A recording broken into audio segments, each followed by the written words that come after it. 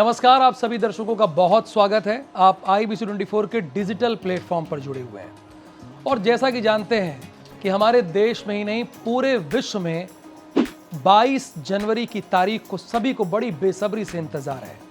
इसीलिए IBC24 की digital team ने ये निर्णय लिया है आपके लिए कि हम रोज आपको श्री राम जन्मभूमि की पूरी कहानी बताएंगे शुरू से लेकर अंत तक।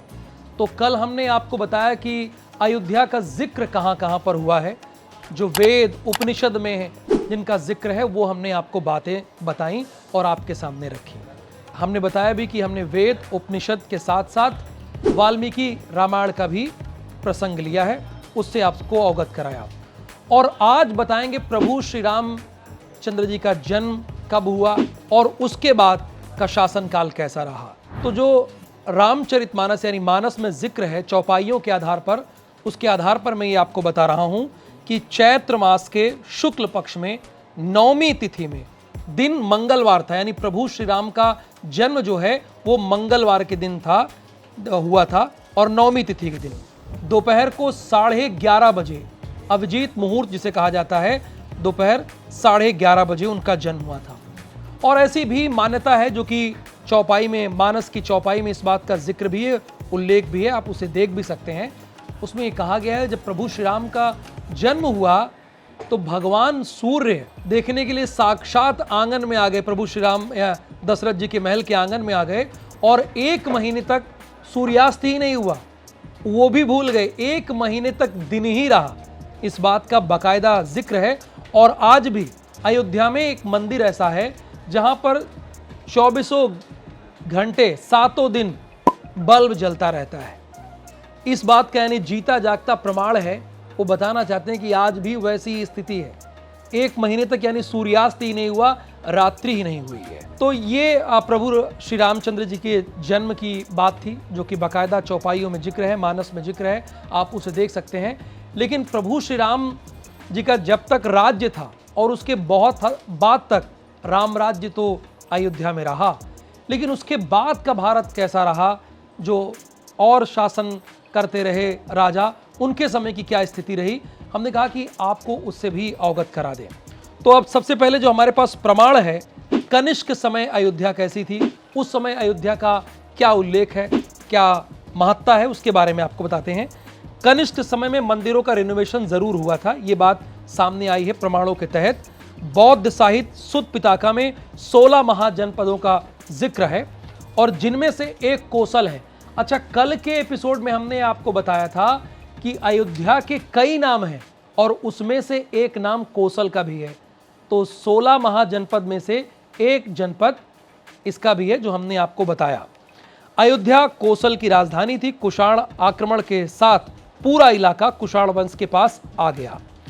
तो यानी कुछ इतिहासकार मानते हैं कि उस समय मंदिरों का रिनोवेशन हुआ था, यानी मंदिरों को बेहतर किया गया था।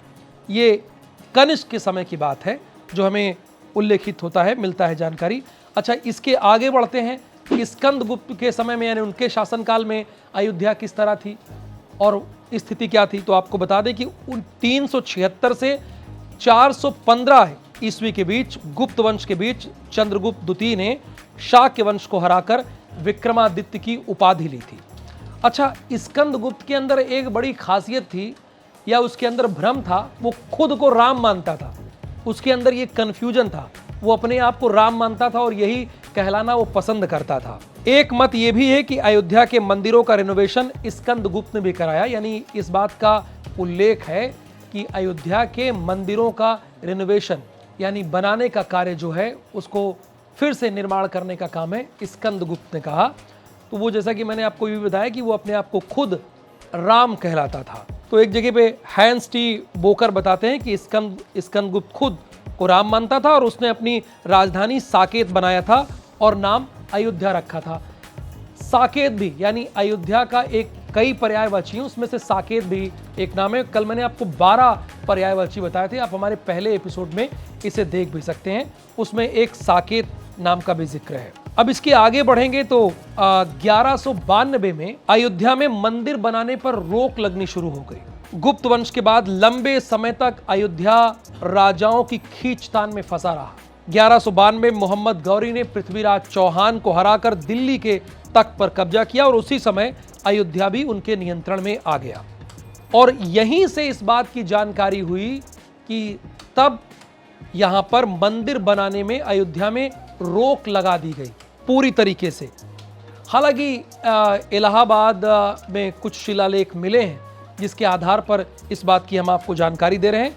1192 में ही अयोध्या में मंदिर के निर्माण पर रोक का आदेश भी जारी किया गया था।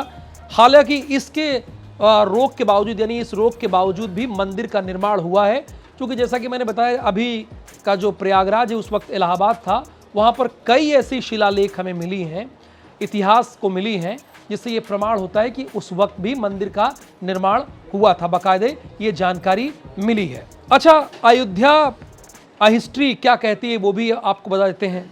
बाबर ने क्या मस्जिद बनवाई थी, इसमें कितनी हकीकत है। 1932 में छपी किताब अयोध्या हिस्ट्री में लेखक लाला सीताराम कहते हैं कि 1528 में जाने माने फकीर फजल कलंदर के कहने पर बाबर ने अपने सिपहसालार मीर बाकी को हुक्म दिया था कि राम जन्मस्थान मंदिर को तोड़कर मस्जिद बनाए। ये बाकायदा हुक्म दिया था। 17 दिनों तक हिंदुओं से लड़ने के बाद मीर बाकी मंदिर में घुस पाया, लेकिन वहां से मूर्तियां अदृश्य हो चुकी थी, यानी गायब हो चुकी थी। बाकी ने बाबर के आदेश पर मंदिर की ही सामग्री से मस्जिद बनवाई। ये बात मस्जिद की दीवार पर खुदी हुई थी। ये जानकारी इतिहास के दस्तावेजों में हमें मिलती है। तो जो इतिहास के पन्नों में लिखा हुआ है, जो इतिहास में दर्ज है, उन्हीं बातों का जिक्र हम आपको बता रहे हैं, यहाँ पर उल्लेखित कर रहे हैं। तो आज के इस एपिसोड में हमने प्रभु श्री राम के जन्म के बारे में बताया कि उनका जन्म कब हुआ था, किस तिथि को हुआ था, किस समय हुआ था और किस दिन हुआ था। ये हमने बातें आपको बताई। उसके बाद जो शासन काल रहे उसमें अयोध्या कैसी रही, उनके राजाओं ने अयोध्या के साथ कैसा व्यवहार किया, किस राजा ने अयोध्या को संवारा, किस राजा ने अयोध्या को बिगाड़ने की कोशिश की, ये बातें हमने आपको बताई हैं। तो इसी तरह से आप श्री राम जन्मभूमि की पूरी कहानी हमारे साथ देखते रहिए। कल तीसरे एपिसोड में हम इससे जुड़ी कुछ और भी दिलचस्प कहानी आपके सामने रखेंगे। बस आपको ये करना है कि IBC24 के इस डिजिटल प्लेटफॉर्म के साथ लगातार जुड़े रहना है। तो मुझे अनुमति दीजिए और आप देखते रहिए IBC24 का डिजिटल प्लेटफॉर्म।